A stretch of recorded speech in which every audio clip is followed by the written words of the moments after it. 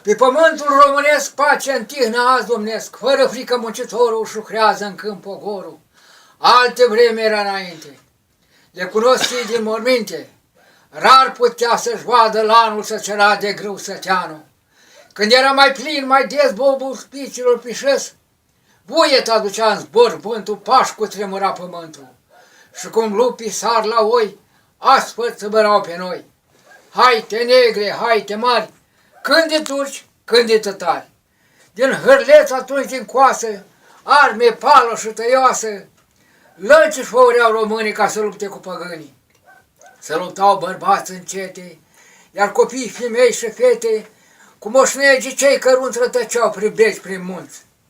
Iar femei, fete, copiile și bărbați rămași cu zile, înapoi când se întorceau pe la cuiburi ce găsau? Scrum, tăciuni în loc de casă, iar în loc de vite oasă.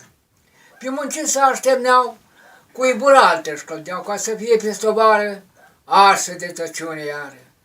Vai, prin ce foc și nevoi am trecut sărmani de noi, de te miri te întrebi sub soare, cum mai să mază în picioare?